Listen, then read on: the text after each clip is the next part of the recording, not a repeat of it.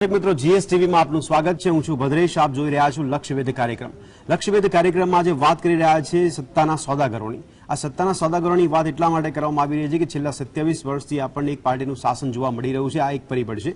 બીજું પરિબળ એ છે કે કોંગ્રેસ પોતે પણ વિપક્ષ તરીકે પણ સફળ સાબિત ન થતું હોય તેવા વારંવાર દ્રશ્યો ઊભા થયા છે। ત્રીજું પરિબળ એ પણ જોવા મળી રહ્યું છે કે 2022ની ગુજરાત વિધાનસભાની આ ચૂંટણી છે અને એવામાં ટિકિટોની જે વહેંચણી કરવામાં આવી છે તેમાં અદ્ભુત આક્ષેપો કરવામાં આવી રહ્યા છે। ક્યાંક નારાજગી જોવા મળી રહી છે, ક્યાંક રાજીનામા પડી રહ્યા છે, તો ક્યાંક અપક્ષ દ્વારા અપક્ષની ઉમેદવારી પણ નોંધવામાં આવી રહી છે। તો બળવાખોર નેતાઓ પણ ઉજાગર થતા જોવા મળી રહ્યા છે અને ક્યાંક નેતાઓ એવું પણ કહી રહ્યા છે કે પૈસાના જોરે જે સક્ષમ ઉમેદવાર હોય તે સક્ષમ ઉમેદવારોને બદલે નબળા ઉમેદવારોને પૈસાના જોરે પસંદ કરવામાં આવ્યા હોય તેવા આક્ષેપો પણ કરવામાં આવી રહ્યા છે। ત્યારે સવાલો ઘણા બધા સત્તા પક્ષ માટે પણ થઈ રહ્યા છે, વિપક્ષ માટે પણ થઈ રહ્યા છે। એવામાં આમ આદમી પાર્ટીની પણ ભૂમિકા ગુજરાતમાં 2022માં જોવા મળતી હોય ત્યારે કયા કયા પ્રકારના વોટ કાપશે, સાથે સાથે કઈ કઈ બેઠકો છે જે પ્રભાવિત થવાની છે, જે આમ આદમી પાર્ટી ભાજપ કે કોંગ્રેસના વોટ કાપી શકે છે। આજે લક્ષ્યવેધમાં ચર્ચા કરી રહ્યા છે, સત્તાના સોદાગરોની વાત કરી રહ્યા છે કે આ પ્રકારના સમીકરણો જોવા મળી રહ્યા છે। એમાં ગુજરાતના મતદારોને મળ્યું શું? આખરે સત્તાના સોદાગરો સત્તા માટે પોતાના સોદા કરીને એન કેન પ્રકારે સત્તા મેળવવાનો પ્રયાસ કરતા હોય ને એમાં આખરે નુકસાન તો કે અન્યાય જોવામાં આવે તો શું એ ગુજરાતને ખરેખર થઈ રહ્યો છે તેની પર ચર્ચા કરી રહ્યા છે।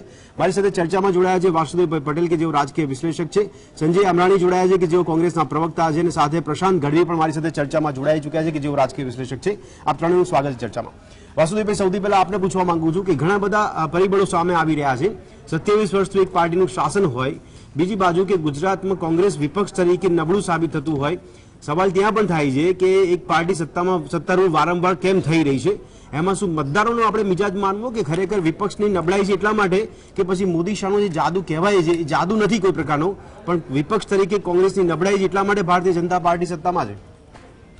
આમાં શું છે કે ચૂંટણીઓ જે ગુજરાતમાં છેલ્લા 3-4 ટર્મથી જે થઈ રહી છે એ પાર્ટીની વિચારધારા ઉપર ચૂંટણી થઈ રહી છે। પહેલા પાર્ટીની વિચારધારા એક કોંગ્રેસની વિચારધારા હતી, હવે ભારતીય જનતા પાર્ટીની બહુલ જે એની છે એપીસમેન્ટની એ જે વિચારધારા છે, વિચારધારાને કારણે લોકો છે એ વહીવટ જોવાને બદલે, એટલે તમે જો એક પણ ચૂંટણીમાં એન્ટી ઇન્કમ્બન્સી એટલા માટે નહોતું કે વિચારધારા ઉપર ચૂંટણી લડાતી હતી। એટલે કોંગ્રેસ છે એ લાખ પ્રયત્ન, કોંગ્રેસ છે પોતાની જે પાર્ટીની વિચારધારા હતી એની ચર્ચા કરે, જે વિચારધારા ઉભરી રહી હતી, જે વિચારધારા તરફ સમાજ અગ્રેસર થઈ ગયો તો એ દિશામાં ચાલવાનું ચાલુ કરી દીધું હતું અને પછી એ જ વિચારધારાની ચર્ચાઓમાં કોંગ્રેસે 3 ચૂંટણીઓ કાઢી, ત્રણેય હારી છે ફક્ત ને ફક્ત પાર્ટીની વિચારધારા પ્રસ્તુત કરવામાં। આ વખતે શું થયું કે આ વખતે નરેન્દ્રભાઈએ જે સ્ટેટમેન્ટ કર્યું રેવડીનું અને પછી આ પાર્ટીની જે ભારતીય જનતા પાર્ટીની વિચારધારા હતી એને બદલે આ ચૂંટણી છે એ મોંઘવારી એટલે વહીવટ ઉપર જતી રહી। મોંઘવારી, બેકારી, ભૂખમરી અને જે ખર્ચા વધ્યા પરિવારમાં અને આવકો નથી વધી, એટલે એના લીધે શું થયું કે લોકો છે એ આ મુદ્દા ઉપર ડાયવર્ટ થયા। એટલે ચૂંટણીનું મેદાન અત્યાર સુધી એક જ મેદાન હતું, ભાવનાત્મક મેદાન હતું। હિન્દુ મુસલમાન હોય, ભારત પાકિસ્તાન હોય, આ કોઈના કોઈ મુદ્દો આતંકનો આ બધા મુદ્દા આવી જાય એટલે પછી લોકો ભાવનામાં છે એ એન્ટી ઇન્કમ્બન્સી જોતા નહોતા અને બહુ મોટા છે ને અપડાઉન નહોતા। આ વખતે જે અપડાઉન થયા છે એટલે જે રીતે નોટબંધી થઈ, જીએસટી આવી, કોરોનાના કારણે જે આખી સમસ્યાઓ સર્જાણી એને કારણે આર્થિક રીતે ખૂબ જેને ઘસારો લોકોને પડ્યો છે। એટલે એના લીધે આ વખતે તમે જે ઉમેદવારોમાં પણ જે પાર્ટીઓ ધ્યાન રાખી રહી છે બધાને ધ્યાનમાં આવે છે કે આ વખતે ભારતીય જનતા પાર્ટીના એના પોતાની કદાચ શાસન કરતા લોકોની ઘરની જે આર્થિક પરિસ્થિતિ તૂટી છે એટલે જેની આવક ઘટી છે, ખર્ચા વધ્યા છે, એવો કોઈ સ્તરનો માણસ હશે, એક 5 લાખ કમાતો હોય, લાખ કમાતો હોય, 25,000 કમાતો હોય, 5,000 કમાતો હોય, આ ઘટના જેના ઘરમાં ઘટી છે એના ઘરમાં બાળકો છે અથવા તો મા બાપ હશે, કારણ કે નાની મોટી ઉંમર તો મા બાપ હોય ને ત્યારે બાળકો હોય, એટલે કુલ મળીને આ જે આખી પ્રક્રિયામાં ઉમેદવારો નક્કી કરવામાં પણ આ ફેક્ટર ધ્યાનમાં રખાયું હોય એવું ક્યાંક ને ક્યાંક દેખાઈ રહ્યું છે કે ભારતીય જનતા પાર્ટીના એન્ટી ઇન્કમ્બન્સી કરતા પરિવારોમાં જે ગરીબાઈ આવી છે, કારણ કે 3 જગ્યાએથી લૂંટ થઈ રહી છે, બેંકો લૂંટીને ઉદ્યોગપતિઓ, સત્તારૂઢના જે પાર્ટીના નેતાઓ છે એમની આ સંપત્તિમાં તો વધારો થઈ રહ્યો છે, ઘટાડો ક્યાંય થતું નથી, એમને ક્યાં મોંઘવારી નડી? હા, એટલે એમાં એવું છે કે એના મતદાતાઓની સંખ્યા કેટલી, જેને મોંઘવારી નથી નડી, જેને લાખો રૂપિયા આવકો છે, જેને શું આવક છે ખબર નથી એવા આંકડા છે, એને તો મોંઘવારી ક્યારે નથી નડવાની। પણ જેને લાખ રૂપિયા કરતા ઓછી આવક છે એની જીવનશૈલી તો લાખ પ્રમાણે સેટ થઈ ગઈ હોય, અને પછી એને 60,000 આવે તો એમાં જીવવું કેવી રીતે? કઈક હપ્તા ભરવાના હોય ને કઈક બાળકોનું હોય ને કોઈક વિદેશ મોકલવાનું હોય ને આ બધું હોય છે. એટલે એવા લોકો જે કઠણાઈમાં ભરાઈ ગયા છે એની સંખ્યા મોટી છે. એટલે એને આખો જે વિષય એટલે આ વખતની ચૂંટણીમાં મત કોનો ક્યાં જઈ રહ્યો છે એ પારખવાનું ઘણું અઘરું એટલા માટે દેખાય છે. લાગે છે બધા એવું કે કોંગ્રેસના મત જઈ રહ્યા છે. મને એવું લાગે છે કે કોંગ્રેસે તો 6 મહિનાથી જે પ્રમાણે એને લઈ લીધું હતું એટલે એ પાર્ટીની વિચારધારા પ્રસ્તુત કરવા ક્યાંય આવ્યું જ નથી. બરાબર. એને પ્રસ્તુત ના કરી. એને પોતાનો જે વોટર હતો એને ખાટલા બેઠક કરીને નીચે પ્રચાર કર્યો, બૂથ મજબૂત કર્યા, એટલે એનો વોટર એને હાચવી રાખ્યો. એને ખબર હતી કે આ સમયગાળો એવો છે કે આમાં વિવાદમાં પડશું તો જશે. હવે એ અંત સમય આવ્યો એટલે અત્યારે તો એનો વોટર ત્યાં છે ને એનામાં બીજા વોટર કયા આવવાના છે એને ખબર છે. 8 મુદ્દા તમે જુઓ બધા આ દિશામાં જ છે કે ભારતીય જનતા પાર્ટીથી અસંતોષ જે પરિવાર તૂટ્યા છે એનો અસંતોષ હોય એ આપણામાં આવે. અને આમ આદમી પાર્ટીએ તો મેદાન સંભાળી લીધું હતું અને આમ આદમી પાર્ટીને કોઈ પણ હિસાબે આર્થિક મોરચા વાળું જે ફિલ્ડ છે એ ફિલ્ડમાં ભારતીય જનતા પાર્ટીને પકડી રાખી. અને મીડિયાએ પણ જે આ વિષય જે મીડિયામાં ચાલી રહ્યો છે કે મોંઘવારી નડશે, લોકોની નોકરીઓ ગઈ છે નડશે, એટલે એન્ટી ઇન્કમ્બન્સી નડશે. એટલે એને કારણે ભાવનાત્મક મુદ્દા ઉપર ચૂંટણીઓ ખસી નથી રહી અને બધા પકડી રાખી છે. બધા એવું લાગે છે પાર્ટીઓ વાળા મીડિયા વાળા. એટલે પ્રયત્નો તો હજુ સુધી તો 1-2 વખત થોડો ટ્રાય માર્યો છે પણ જતું નથી. હવે ભવિષ્યમાં આટલા દિવસમાં શું થાય છે એ ઠીક છે. પ્રશાંતભાઈ, સત્તાના સોદાગરની વાત આપણે એટલા માટે કરી રહ્યા છે કે અહીંયા ટિકિટોને માટે જે આક્ષેપ થઈ રહ્યા છે ક્યાંક એવું કહેવાય છે કે પાર્ટીમાં લોબી ચાલી રહી છે. લોબીના જે સમર્થકો છે એમને ટિકિટ મળી ગઈ છે તો ટિકિટ આપવામાં આવી છે. તો ઘણી પાર્ટીમાં ક્યાંક એવું કહેવાય રહ્યું છે કે કરોડો રૂપિયાના આક્ષેપ કરવામાં આવી રહ્યા છે. ખળભળાટ મચી ગયો છે. પૈસાના જોરે સક્ષમ ઉમેદવારને બાજુમાં રાખીને નબળા ઉમેદવારને પૈસાના જોરે ટિકિટ આપવામાં આવી છે. આ પ્રકારના સત્તાના સોદા ચાલી રહ્યા છે. શું કહેશો? એટલે સત્તા તો આવે એટલે સત્તાના સોદાગર થાય. મંત્રી પદ માટે કરે તો અલગ વસ્તુ. આ તો ટિકિટના સોદાગરો, લડાવવા માટેના, સત્તા સુધી પહોંચવા માટેના સોદાગરો. બટ નેચરલી આ વસ્તુ આપણે છેલ્લા 1-2 દાયકામાં આપણે જોઈ રહ્યા છે કે ભાજપ તરફ લોકોને આંગળી ઓછી ચિંતા છે કે તમે અહીંયા વહીવટ કર્યો હશે. પણ કોંગ્રેસ માટે, કોંગ્રેસ આ બાબતમાં થોડું પંકાયેલું છે કે ભાઈ તમારે ત્યાં ઓલરેડી ટિકિટની વહેંચણી થાય છે. અને અલ્પેશ ઠાકોરે પણ જાહેર પ્લેટફોર્મ પર ત્યાં 2-3 ઘણી વાર બોલ્યા છે કે ત્યાં વેચાય છે ટિકિટ. આમાં કેવું હોય, ટિકિટની ગોઠવણ છે ને એટલે આ બધી પ્રક્રિયા થાય, સેન્સ પ્રક્રિયા થાય, પેનલો બને, ઓબ્ઝર્વર જાય, એ લોકો પ્રક્રિયા કરે. પણ નોર્મલી કેવું હોય કે આને પ્રેક્ટિકલી સમજવું પડે ગ્રાઉન્ડમાં કે જિલ્લા પ્રમુખ હોય, ત્યાંના કોઈ નિરીક્ષક હોય, ઉપરથી પેનલ ત્યાં મળવા જતી હોય લોકોને. એ જિલ્લાની વિધાનસભા સીટો જે છે ત્યાં કોણ કયો આગેવાન છે, એ કયા સમાજનો છે, એ છેલ્લા 5 વર્ષમાં ભલે કંઈ કર્યું કે ના કર્યું, અત્યારના જે પ્રદેશ પ્રમુખ છે અથવા તો કયા ગ્રુપનો માણસ છે. કોંગ્રેસ કોનાથી ચાલે છે? કોંગ્રેસથી નથી ચાલતી. ભરતભાઈની કોંગ્રેસ, અર્જુનભાઈની કોંગ્રેસ, ફલાણાભાઈની કોંગ્રેસ, એટલે કોંગ્રેસના માલિક છે. કોંગ્રેસ પક્ષ કે વિચારધારા હમણાં નથી રહ્યો છેલ્લા 1-2 દાયકાથી. વિચારધારા બહુ સારી છે. એ 1885 નો જૂનો પક્ષ સમજો ના ચાલે, પણ અત્યારે પક્ષ નથી, પક્ષના માલિક બનીને બેઠેલા છે. એટલે માલિક એટલે કંપનીના માલિક, HR ની જેમ આ લોકો ભાવ બોલતા હોય છે. એટલે ટિકિટ આટલામાં ટિકિટ મળી જાય, આટલી વ્યવસ્થા કરો. બીજું એવું જરૂરી નથી કે દર વખતે ચોખ્ખા હિસાબ આવી રીતે થાય કે આટલી વ્યવસ્થા કરો. અમુક લોકોને બીજીની જવાબદારી આપવામાં આવે કે આ તમારા જિલ્લાની આ 3 સીટનું ફંડિંગ બી તમે કરી દેજો તો તમને બી આ ફંડિંગની વાત કરી. એટલે સવાલ વારંવાર આપણે કોંગ્રેસ મોડે સાંભળે છે કે ફંડિંગનો અભાવ છે, પાર્ટી ફંડનો અભાવ છે.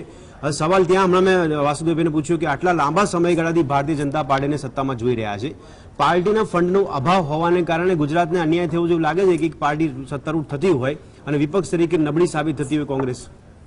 એટલે જો વિપક્ષ તરીકે નબળું છે, હવે આમાં કેવું છે, આ શબ્દને આપણે બહુ જ બારીકાઈથી જોવો પડે. કારણ કે ગઈ વખતે 77 ધારાસભ્યો હતા. હવે વિધાનસભામાં 77 નો આંકડો કઈ નબળો ન કહેવાય. 77 માંથી 64 થઈ ગયા, આજની તારીખમાં 62 કે 63 છે. કારણ કે રોજ એક છોડે છે, આપણે બી આંકડાથી વિમુખ થઈ જઈએ છે. એટલે આંકડો ખોટો નથી, પણ એ નબળી પાડવામાં આવી છે, નબળી કરવામાં આવી છે કે એ લોકોને બધાને નબળું રહેવાનું કહેવામાં આવ્યું છે. નબળું કેમનું રહેવું? કારણ કે અમે બહુ સ્પષ્ટ વક્તા છીએ આ બાબતોમાં કે કોંગ્રેસ ઉપર બેઠેલું કોંગ્રેસ એવું ઈચ્છે છે કે ગુજરાતમાં કોંગ્રેસની સરકાર આવે કોઈક ને કોઈક રીતે.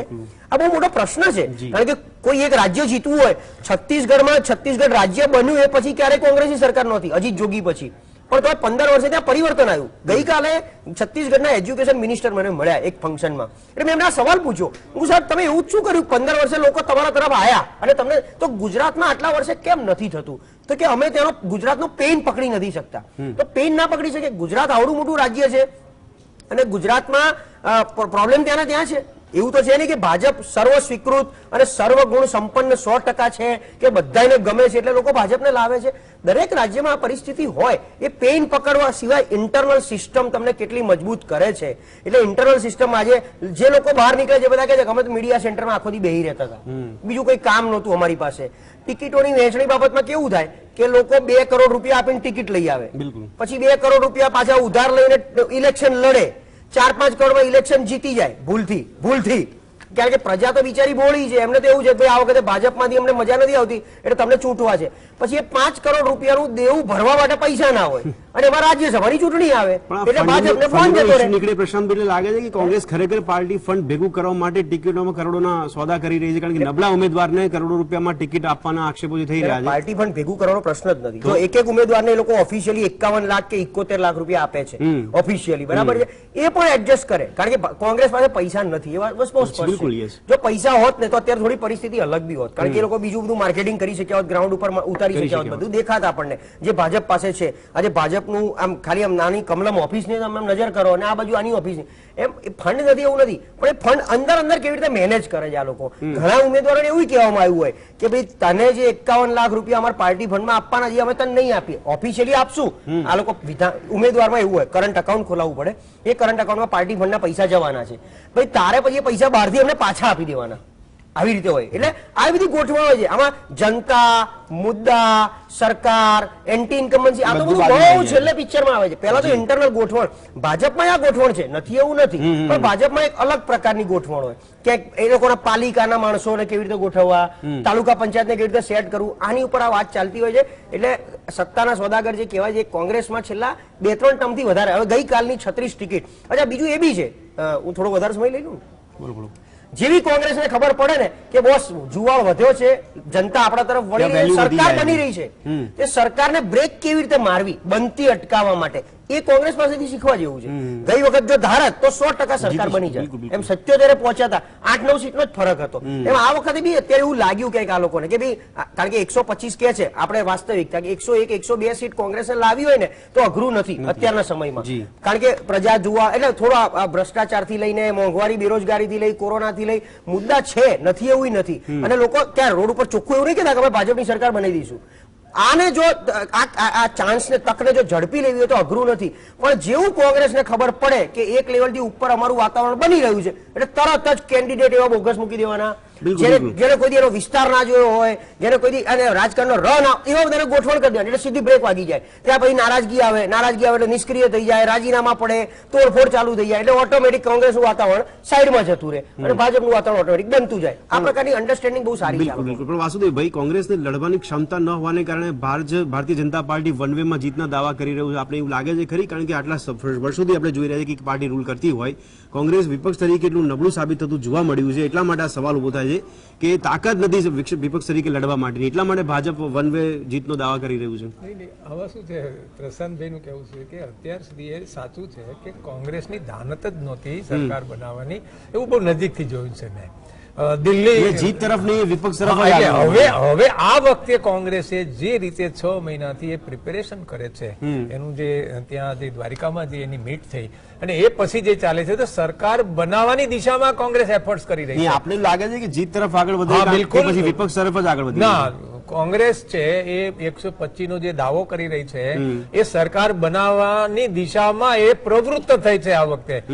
અને બીજું એને વાતાવરણ પણ એવું ના બનવા દીધું કોંગ્રેસની સરકાર બની જ જશે એટલે કોંગ્રેસમાં પણ ઓછા ડખા છે. એનું કારણ કે એને એવું હવે એને માહોલ ક્રિએટ કરવાનું જે ચાલુ કર્યું છે અને જે પ્રમાણે એને મેં આગળ કીધું એ પ્રમાણે એના વોટ એને સાચવી રાખ્યા છે. કોંગ્રેસ છે ને એને પ્રચાર નથી કર્યો એવું નહીં, પણ એ વિવાદિત પ્રસારથી આશાસ્પદ લાગો છો, કારણ કે કોંગ્રેસ એટલી તૈયારી કરીને જીત તરફ છે. મારો સવાલ તો જીત તરફ છે, વિપક્ષ તરફ છે. આ વખતે મારું પહેલેથી સ્પષ્ટ માનવું છે. મેં આજ પ્રશાંતભાઈ, મુખ્ય સવાલ એ થાય છે કે સીટોની જે વહેંચણી કરવામાં આવે છે, લાણી કોંગ્રેસ દ્વારા જે કરવામાં આવી છે, ઇનડાયરેક્ટલી આપને લાગે છે કે ભારતીય જનતા પાર્ટીને કોંગ્રેસ મદદ કરી રહ્યું છે આડકતરી રીતે? એટલે ભાજપને કેટલા મદદ કરે એવું લિસ્ટ મારે તો બનાવવું પડશે, કારણ કે ભાજપ જ એકલું લડે છે, લશ્કર એવું નથી. એટલે વાત તમારી સાચી છે. મેં કીધું ને કે ઘણીવાર અમુક જગ્યાએ એવા ઉમેદવાર હા જ્યાં કરવા પડે, જેમ કે એક સમયમાં કેશુભાઈને લડવાનું થયું હતું તો કેશુભાઈની સામે મેન્ડેટ છોકરું લઈ જાય એ અન્ડરસ્ટેન્ડિંગ વાળી સ્ક્રિપ્ટ હતી, એ સમજી શકાય. એ જ રીતે બોટાદમાં ગઈ વખતે આપણે સૌરભભાઈનું ઉદાહરણ આપીએ છીએ દર વખતે. આ વખતે જો મનહરભાઈ ટિકિટ મળી ગઈ, ગઈ વખતે મનહરભાઈ કપાણા હતા, મનહરભાઈનું પત્તું કેમ કપાણું? સૌરભભાઈ આવી ગયા, મનહરભાઈ જીતી ગયા ઉમેદવાર હતા, અને રિઝલ્ટ બી તમે જો બોટાદનું ગઈ વખતે બહુ જ ઓછી માર્જિનથી સૌરભભાઈ જીત્યા હતા. એટલે આવી ગોઠવણ એક બે સીટ ઉપર કરવી પડે, પણ ક્યાંક ભાજપને જીતવા માટે બધી સીટ ઉપર એટલે 5 પછી 50 અમુક સીટોની જે લાહણી કરવામાં આડકતરી રીતે ભાજપની મદદ થઈ રહી છે એવું લાગે છે. બિલકુલ થઈ રહી છે, અત્યારે એવું દેખાઈ રહ્યું છે. હજી હું કહું છું આનાથી હું કોંગ્રેસ વિરોધી નથી, કારણ કે ઘણા લોકો અમને સાંભળે છે ને, એટલે જનતાને એવું લાગે કે આ તો ભાજપ તરફી બેહી ગયા છે. એટલે ભાઈ બેહી નથી જતા હોતા, અમે ગ્રાઉન્ડની વાસ્તવિકતાની વાતો કરીએ છીએ. જેટલા જ અમે ભાજપ કોંગ્રેસના પ્રમુખ જોડે બેસીએ એટલી ત્યારે અમે હોદ્દેદારો જોડે બેસીને સાંભળતા હોઈએ છીએ અંદરની વાતો, અને કોંગ્રેસની અંદરની વાતો કોંગ્રેસીઓ જ અમને આપતા હોય છે, જેથી આ વાત ઉજાગર થાય, કોઈકના કાન સુધી પહોંચે અને સિસ્ટમમાં બદલાવ થાય તો કોંગ્રેસનો ફાયદો થાય. આ જ રીતે ભાજપની બી અંદરની વાતો ભાજપના લોકો અમને કરતા હોય છે કે ભાઈ અમારું આમ પત્તું કમાયું કે તો આનો માણસ હતો એટલે આવું થઈ ગયું. અંદરની વાતો અમારા જેવા કોઈ બોલી શકે એટલે જ લોકો અમને અહીં કહે છે અને અમે તમારી આગળ રજૂ કરીએ છીએ. બિલકુલ. સંજયભાઈ અમરાણી પણ આપણી સાથે કોંગ્રેસના નેતા જોડાયા છે. સંજયભાઈ, હવે કોંગ્રેસ માટે આપને સવાલ એ થઈ રહ્યો છે કે કોંગ્રેસ પર જે વારંવાર આક્ષેપો થાય છે તો પાર્ટી ફંડનો અભાવવાનો સૂર જે જોવા મળતો હોય શા માટે જોવા મળી રહ્યો છે, અને એને ભરપાઈ કરવા માટે કોંગ્રેસ પાર્ટી આ પ્રકારના સમીકરણો ગોઠવી રહી છે કે ઘણી બધી સીટો પર લાહણી કરવામાં આવે, આડકતરી રીતે ભારતીય જનતા પાર્ટીને મદદ કરવામાં આવે. ત્યાં મુખ્ય સવાલ એ થાય છે કે આજે બી જ્યારે આક્ષેપ થયો કે કરોડો રૂપિયામાં ટિકિટ વેચાઈ રહી છે, સક્ષમ ઉમેદવાર હોવા છતાં પણ નબળા ઉમેદવારો પર સોદા કરીને ટિકિટની લાહણી કરવામાં આવે છે, કેમ? જો કોંગ્રેસના માથે જે બધા આળ ચઢાવવામાં આવે છે, જી, અમારા સૌરાષ્ટ્રમાં એક કહેવત છે કે કૂતરું મારવું હોય તો પહેલા હડકાયું સાબિત કરવું પડે. એટલે ઉમેદવાર સક્ષમ હતો અને કાપ્યો એ કોણ નક્કી કરે? મેં પોતે ટિકિટ માંગી હતી, તો મને એમ લાગ્યું કે સ્થાનિક લેવલે મારી કરતા લોકો સાથે સંપર્ક એ ઉમેદવારનો વધારે છે. મેં પાર્ટીને સામે ચાલીને કીધું કે ભાઈ તમે જગદીશભાઈને ટિકિટ આપો. એક બેઠકની વાત હતી, ઘણી બધી બેઠકોનું વિશ્લેષણ છે. એમાં એવું છે ને કે જે પ્રચાર કરવામાં આવે છે જી જી જી કે જૂઠું બોલો, જોરથી બોલો અને આત્મવિશ્વાસથી બોલો. આ જે હથકંડા અપનાવવામાં આવે છે ગ્રાઉન્ડ લેવલ ઉપર, મેં તો સરકારમાં કામ કર્યું છે, જી, ગ્રાઉન્ડ લેવલ ઉપર કઈ એક બાબત એટલા માટે કે એ પ્રચાર એટલો બધો પ્રભાવિત થાય છે કે લોકો પ્રભાવિત થઈને આપે કીધું એ પ્રમાણે કે કોંગ્રેસને નબળી સાબિત કરી દેતા હોય. જો તમને કોઈ સાબિત કરવાની તમે એક વસ્તુની વાત કરો, અમે ચોક્કસ નબળા છીએ, અમે ચોક્કસ 27 વર્ષથી પાવર ઉપર નથી, પણ અમે 38% મત અમારા અમે ટકાવી રાખ્યા છે. અમારા માટે જે મોટી ચેલેન્જ છે એ આ 10%ની ખાઈ કેવી રીતે ઓળંગવી. બિલકુલ. અચ્છા, બીજું તમે એના આખે જો ઉદ્ભવની વાત કરો તો 89માં 18,000 ઠેકાણે જી શિલાન્યાસ થયેલો. બિલકુલ. આ કઈ રાતોરાતનું ધોવાણ નથી. જી જી જી આ રાતોરાતનું ધોવાણ નથી. સંગઠનની થોડી ઘણી નબળીઓ હશે, પણ અમે પ્રયત્નો પૂરેપૂરા કરેલા. અમારી કમનસીબી નબળાઈઓ હશે, તમે જે વાત કરી રહ્યા છો એમાં હશે સંભાવના કે શક્યતાની વાત કરી રહ્યા છો. અત્યારે હવે 2022નું જે ચિત્ર ઊભું થઈને દેખાઈ રહ્યું છે એના પરથી ઘણા સવાલો થઈ રહ્યા છે કે આટલા વર્ષોથી ભારતીય જનતા પાર્ટી જો ભાજપ ગુજરાતમાં શાસન કરતી હોય તો એમાં મોદી શાહનો જાદુ નહીં પણ કોંગ્રેસની નબળાઈ જેટલા માટે આ પ્રકારની સ્થિતિ છે. જો એમાં અમારી ટ્રેજેડી શું છે કે આપ જોશો પરિણામ કે શહેરોમાં અમે બહુ માર ખાઈએ છીએ. જે અમારી આર્થિક ઉદારીકરણની જે નીતિ હતી કે કોંગ્રેસની આર્થિક ઉદારીકરણની નીતિને લીધે જે લોકો લાખોપતિ હતા એ કરોડોપતિ થયા, કરોડોપતિ હતા એ અબજોપતિ થયા. જી, એ લોકો અમને મત નથી આપતા. એક યા બીજા કારણસર. એમાં હું ચર્ચાને બીજી તરફ નથી લઈ જવા માંગતો, પણ એમાં પોલરાઇઝેશનનો મુદ્દો બહુ મોટો છે. બિલકુલ. અને પોલરાઇઝેશનને તમે રાતોરાત તમે એને કાઉન્ટર કરવા માટે બહુ લાંબા ગાળાની સ્ટ્રેટેજી કરવી પડે. પણ સંજયભાઈ કેટલું વ્યાજબી લાગી રહ્યું છે કે જે મેં તમને કીધું એક સીટનું તમે ઉદાહરણ આપી શકો કે કદાચ ત્યાં બહુ બધી જ નૈતિકતા સાચવવામાં આવી હોય, સેન્સ સાચવવામાં આવી હોય, પણ આ બધી પ્રક્રિયા જે કરવામાં આવે છે નિરર્થક પ્રક્રિયા છે કે જેમાં આટલો બધો વિરોધ થઈ રહ્યો છે, કરોડો રૂપિયાના આક્ષેપ કરવામાં આવી રહ્યા છે કે પૈસાથી ના જોરે ટિકિટ આપવામાં આવી રહી છે. તો સવાલ ત્યાં થાય છે કે કોંગ્રેસ ખરેખર પાર્ટી ફંડ ભેગું કરવાના ભાગરૂપે આ પ્રકારના સમીકરણો ગોઠવી રહી છે. તો એ અમારી ઉપર જ આ આક્ષેપો થાય છે. અત્યારે એટલું કોંગ્રેસ નું નહીં કરો. અત્યારે તમને કોઈ કોંગ્રેસ માંથી જે ગયેલા છે એમાં 19 માંથી એકની ટિકિટ કાપી છે. જવાબ આપો, સક્ષમ ઉમેદવારને સાચવવામાં કેમ નથી આવતા? અરે પણ સક્ષમ ઉમેદવાર અમે નક્કી કરીશું ને, અમને વધારે ખબર હોય ને. નક્કી કરવામાં અરે પણ અમે નક્કી કરીએ છીએ. 50 વર્ષ કામ કરતો વ્યક્તિ સક્ષમ અરે અમે નક્કી કરીએ છીએ એવું બહારથી જોનારો કઈ રીતે કહી શકે કે અમે એટલા માટે નથી પાર્ટી છોડીને જાય છે લોકો. પાર્ટી છોડીને જાય છે. હવે કોઈ ગેરકાયદેસર લીજ ચલાવતું હતું, 3 કરોડની પેનલ્ટી પકડાવી, કોઈકને બેંકના કૌભાંડ હતા, કોકના એસએસસી ના સેન્ટરો ચાલતા હતા. પાર્ટી પર આક્ષેપ કરી રહ્યા છે, પ્રલોભન આપીને, લાલચ આપીને, ધાક ધમકી આપીને લઈ જવામાં બિલકુલ ચોઈસ આપવામાં આવે છે. બરોડાની જેલ ફાવશે, સુરતની જેલ ફાવશે કે અમદાવાદની જેલ ફાવશે. તો દર્શક મિત્રો, ભાવનાબેન પણ આપણી સાથે ભારતીય જનતા પાર્ટીના પ્રવક્તા જોડાઈ ગયા છે. ભાવનાબેન, આપનું સ્વાગત છે. અને ચર્ચાની શરૂઆત અમે કરી ચૂક્યા છે, પણ આપને હવે પૂછવા માંગુ, જેમ સંજયભાઈ સીધી વાત કરી છે, સંજયભાઈ આટલા અનુભવી છે, સરકારમાં કામ કરી ચૂક્યા છે, અને તેઓ પણ હવે એવું કહી રહ્યા છે કે આ પ્રકારના ઓપ્શન આપવામાં આવી રહ્યા છે, ધાક ધમકીના પ્રલોભન આપવામાં આવે છે, એટલા માટે અમારા સક્ષમ ઉમેદવારો અમારી જોડે ટકતા નથી, ભારતીય જનતા પાર્ટીમાં જોડાઈ જાય છે.